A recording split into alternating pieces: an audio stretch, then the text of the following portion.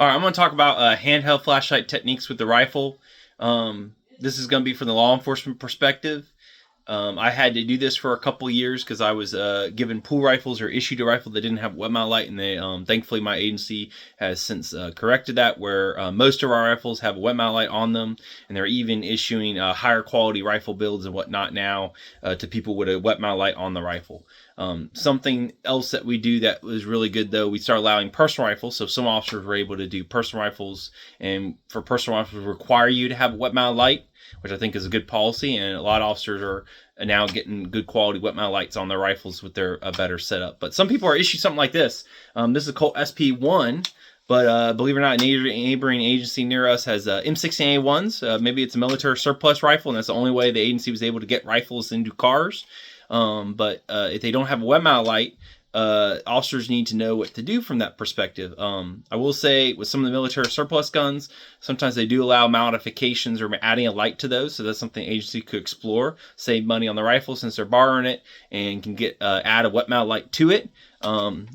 So you're an admin watching this and you don't have wet mount lights or rifles, maybe you could research a way to do that. Maybe extra handheld flashlight handheld flashlights lying around.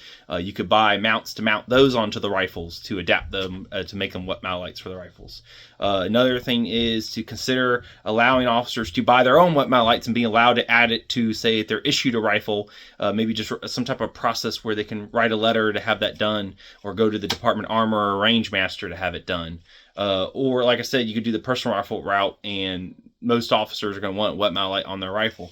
But to kind of get to the point, so if I have a rifle that doesn't have a wet mount light, and say I have it like a Streamlight Stinger, like this flashlight, very traditional, kind of like a mag light. A lot of officers have these issued to them already. There's a couple different techniques I can do. The first one would be a basically C-clamp or side-by-side, where I'm index on that side button, I'm gripping from underneath, and now I can activate that flashlight. And this is nice because I can get to a pretty close to my natural shooting position on that handguard. But and depending on your handguard, you might be able to lock that flashlight into place better to do a more natural shooting position. And this also helps orient that flashlight to where my muzzle is pointing, so they don't get disconnected. Because sometimes if I'm, say, shooting a target further out, and if that light's off just a little bit, that may not illuminate my target. Versus close range stuff, I might be able to get away with that spill. But further out, that connection of the rifle to the handheld flashlight is going to be a bigger deal. The other technique is some type of the Harries, or resting the handguard of the flashlight on your forearm like this. And this is where I'm basically like this, and I can access my tail button if I have one. The advantage of the tail button is I can come from any angle to hit that. The disadvantage of the side button is I need to be indexed, just like I misoriented for the camera. I need to be indexed with my thumb on that button. So when I set up the previous technique, I need to take time to set up where my thumb is on that button, versus with the Harries, if I forget and rotate it, well, if I'm using the tail button, I can hit that from any angle, versus I have to be indexed on it for a side button. But again, it's just resting the forearm of the rifle on my the foregrip of the rifle on my forearm, and I can present like this and work my flashlight. This is why I don't like multi-mode. Just trigger the strobe mode when I don't want it. So anyway, that's one technique I can do from there. Now this button's recessed where I can't get to the button. It's recessed into the handguard, but like say you have a different Surefire flashlight where the button sticks out more. Another technique I can do is like the Magwell grip technique, where I pull it into my receiver and grip around the magazine, and now I can present the rifle like this. If you have a foregrip that's long enough and not at an angle, you might be able to use a foregrip of the rifle or something else on the rifle to pull that button into if you want to have that hand further up on the rifle. The bad thing about coming back here is now trying to control the weight of that rifle. When I'm, say, tracking something or indexing multiple targets, I may have a problem with that. So that's the one con to the magazine well technique. And also, too, I want to make sure I keep my hands away from the ejection port, because I could self-induce malfunctions. So that's some cons of that technique. But again, depending on your rifle setup, especially if it's a shorter barrel, may not be a big deal to be gripping on the magazine well. So those are some different techniques you can do. And you can adapt some of these to your advantage, too. Like if I'm doing the Harries, I could be in low ready and I can illuminate things without actually muzzling something, or even the high ready and illuminate things without actually muzzling something, which could be important. Say you're on perimeter and you're on outer perimeter or inner perimeter or whatever, and someone comes in that's not from the house that you have surrounded for some reason. Well, I'm not justified in pointing my muzzle at that person at that point, but I could disconnect my flashlight from the end of my muzzle with some of these techniques, and where I can illuminate them and I can very quickly represent the rifle if it's necessary. But now I'm not violating the law or use of force policies as regards to that. Again, I could have the rifle in low ready. I can be searching around my handheld flashlight techniques if it's not in a situation where I know I can muzzle, say, a possible threat. But something to think about with some of the flashlights. You can buy flashlights. I've seen very few agencies regulate their handheld flashlights, what ones you have to carry, but I could buy flashlights and set them up specifically for handheld flashlight techniques for rifle. Surefire makes ones where they have like the paracord that goes around your hand to keep it in place, or the Surefire combat rings. You have like the retention ring, where you have like the O-rings on the flashlight that you can pull and hold onto your hand, right? If I need to do a reload or something, I can free that hand up to do what I need to do and let the flashlight hang or retain it properly so I can complete, say, a reload or malfunction clearance as well. Obviously the other option is you could stow the flashlight, tuck it somewhere while you do that, or try and hold the magazine with the flashlight and we do it just like we talk about with handheld flashlight techniques with the handgun. I can adapt different things for that.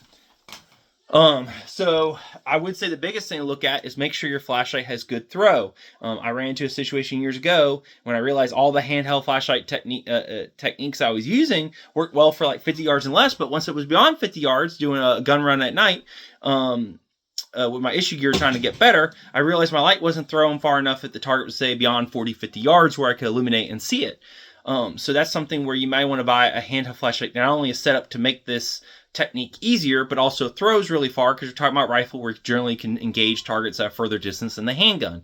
And again, you might decide certain things matter, like spill. Maybe you want a lot of spills so you can see a lot of things and see better as well. So that's something to think about when you're selecting a flashlight if you don't have wet mount lights on your rifle. And you can adapt some of these for the shotgun. The biggest challenge with the shotgun, obviously, if it's a pump action, you're having to work that action as well between shots while retaining your flashlight. So again, setting up the flashlight to work with that stuff so you can retain it. Just like I talked about maybe a rifle reload or clearing a malfunction. Plus, you got to think about reloading the shotgun or clearing a malfunction as well. You got to be able to do that. So again, get these flashlights, maybe try out the flashlights you already have, see what works. And then if you realize you don't like what you're getting with that, maybe buy a flashlight and see if it helps improve using some of these techniques and being able to still manipulate and be effective with the rifle in a low light situation. Test this out in dry fire, full out the light switches, see how it works, make sure that my flashlight isn't being disconnected from the muzzle too much. So like I talked about earlier, if at further distances, if that flashlight's slightly off, it's not going to illuminate my target, even though my rifle is pointing in the proper direction. Now, at close range, if I have a lot of spill, depending on the type of flashlight, may not matter. At longer ranges, it does matter. And as far as I may be indexed off that flashlight where it isn't illuminating my target because it's at a bad angle. And that's where like the side-by-side helps keep that flashlight pointing the right direction along with the muzzle orientation. But the Harries, I could end up at the wrong angle, just like we talked about the Harries technique with the handgun. I could end up more likely at the wrong angle where I can't illuminate my target is pointing the wrong direction from where I'm trying to shoot. Again, and that's where talk to your admin maybe about like, hey, let's get wet mount lights on our rifles, right? Or can I add a wet mount light to my rifle? Is there a way for me to do that if I'm issued a rifle? Or can we have extra handheld flashlight ticking around? Let's get mounts and mount them on rifles. Or can I get a personal rifle and get my own wet mount light on there to be effective with that? That's something to think about. And then seek out training, right? If your department's not providing it, maybe see if there's a low light class and see if they would allow you to run a handheld flashlight technique with the rifle.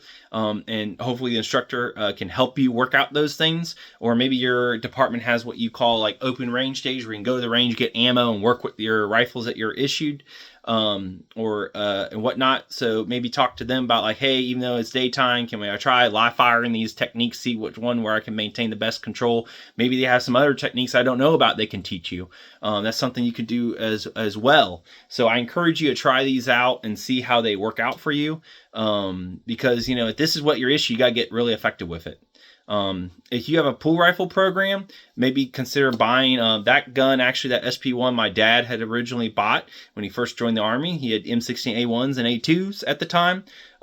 So he bought that in order to do live fire practice and dry fire practice on his own when he wasn't getting firearms training from the Army. So that's something to think about, of cloning, building clones or testing these rifles with your personal stuff. If you, say, are using a pool rifle program where you can't take the rifle home with you to go practice or dry fire practice with, that's something that a lot of military or certain law enforcement guys have done, is build clones of their guns at work if they can't take them home and practice with them. So just some suggestions. If you're an instructor, that has been doing this probably longer than me, I'm sure there's some old school techniques that I may not know about that if you want to do a video or respond in the comments about different options. But these are just some ideas. I don't see a lot of content about this online, but there's still a lot of law enforcement guys that are out there that may not have as modern setups anymore due to different reasons. It may not be their agency's fault. Maybe they just can't afford to get stuff. And I will at least show them this so they have an idea of what they could do versus having no idea. One other technique I just thought about, though, is spotlighting. So again, if you're perimeter around the house, you got vehicles, you can get those high beams, take down spotlights on the house, illuminate where you may not even need to do a handheld flashlight technique with your rifle if, say, the threat comes out and you have to address it. Another thing, too, is if someone's, like, say, behind cover in a different position behind another officer, they can use their handheld flashlight to illuminate the threat. Old shotgun qual drill we used to do for low light shooting was be like 3 different steel targets. The instructor illuminates it with his handheld flashlight for a certain amount of time, and you have to engage that target before he turns off his flashlight with a hit. So that's an example of a spotlighting technique where you can put teamwork or other devices like a vehicle you have to use to illuminate something so you can get by. And that's the nice thing. Now I don't have to worry about compromising on grip. I can take a more natural shooting position grip with my rifle to be effective because somebody else is illuminating that target and I can use that light to my advantage. But anyway, some thoughts. Again, best world would be everyone having wet mount lights on their rifles. But again, it's not always the case, and you need to know how to be effective. And if you're an instructor with an agency where not everyone is issued a wet mount flashlight or may not have one, you should be doing low light training and teaching people these techniques. And if the range won't give you the time for low light training, at least introduce it in roll call, for example, the handheld flashlight techniques and dry fire to help officers out so that they get into the situation, they at least have a clue what to do. Thank you for your time.